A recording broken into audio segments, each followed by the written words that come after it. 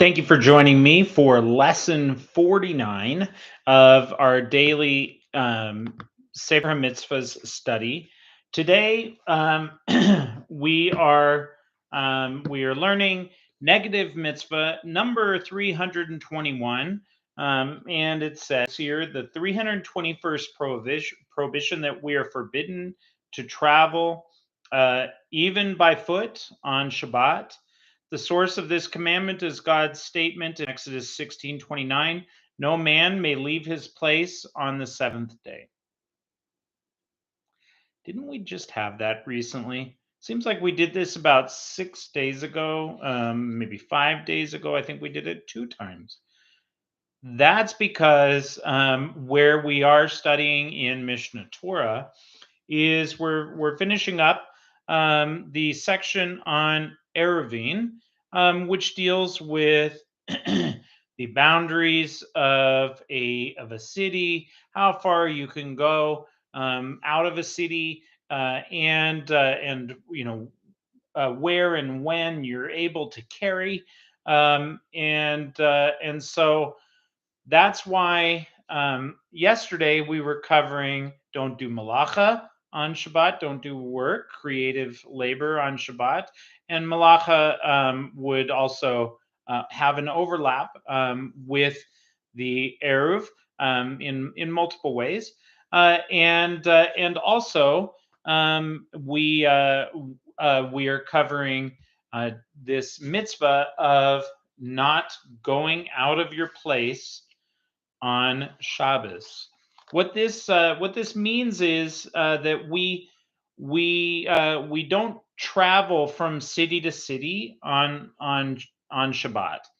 Rabbinically, the oral tradition is that we travel a limit of 2,000 amos beyond the city limit, and you're not even allowed to take another step. And that's like a little bit more than 3,000 feet, I believe. And the one step would be another amma, and that's not what you're supposed to do. And the uh, the Mishnah Torah tells us how we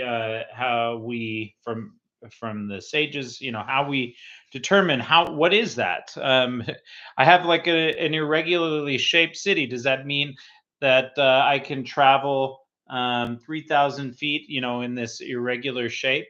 Or how exactly do we determine that? And there's a lot of nuance there. You don't just make it up for yourself. These are things that are set by actually an engineer would come out and make sure that where that boundary would lie. And there's a lot of wisdom with it, because imagine that go out you go out beyond 3,000 feet from the city, and in context of the reading here, it's that by then you're like out in the fields, and you're out there where the manna had fallen, and what your people would be then tempted to gather manna. And so that was prohibited. um, Today we don't have manna that's out there to harvest. But if you could imagine, you go for a leisurely stroll and you're out a mile away from a city or more, you're very likely to end up in the situation where you might think, well, I didn't bring any water with me, I didn't bring any food with me, and so then you're needing to harvest something. You might get in the situation where it's like, well, I've got to make myself a little cup so I can get something to drink. Or I this food that I just harvested, which you're prohibited from doing. Now I need to cook it, because I can't just eat this raw.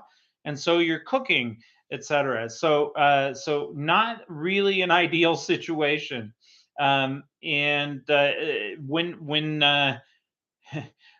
one thing that makes me think of is the concept that an avera leads to another avera. Like one sin leads to another sin, and they kind of stack up, and they all just start toppling like dominoes.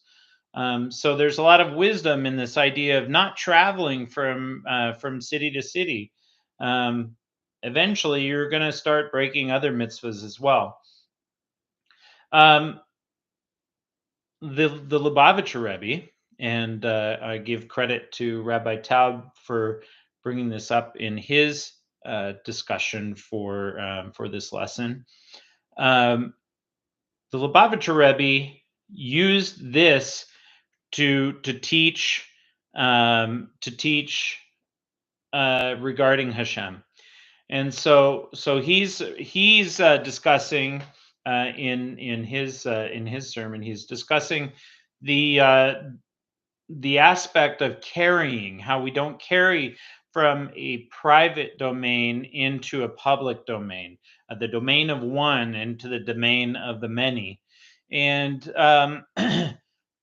he talks about how Hashem is one. And when we say that Hashem is one, what we really mean is that He is all there is. All of reality exists within Hashem.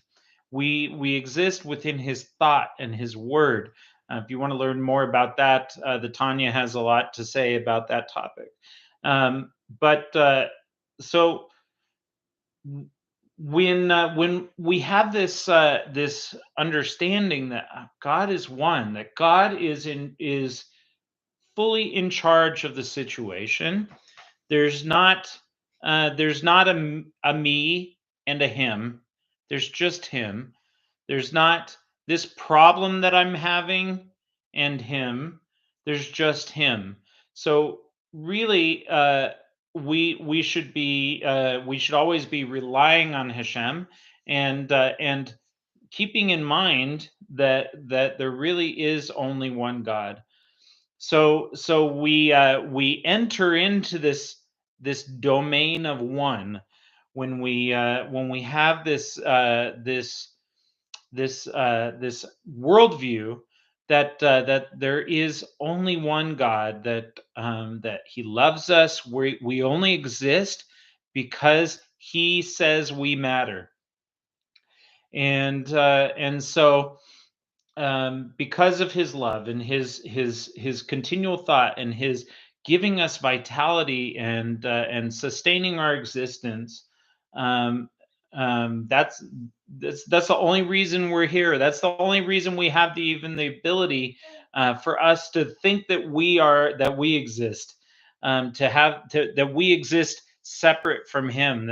There's this concealment, this idea that uh, we can never really get to this idea of there not being a me and there only being Him, um, while we still think that we're separate in some way. There, we look around, we don't see Hashem, but if we can get there with our mind, that really is where we should be. Because when we're in the domain of the many, we think, could God really do anything about this situation?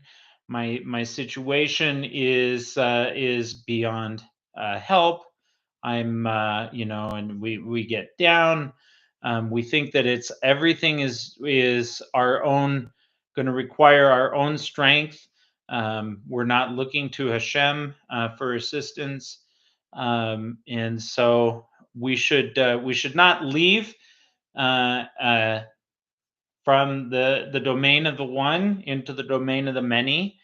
We should remain in our place, our makom. A makom is a name for God. So we should remain in that place, that place of oneness with Hashem.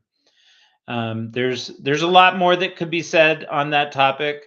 I'm just kind of scratching the surface, just giving a quick thought in addition to the mitzvah that we're learning.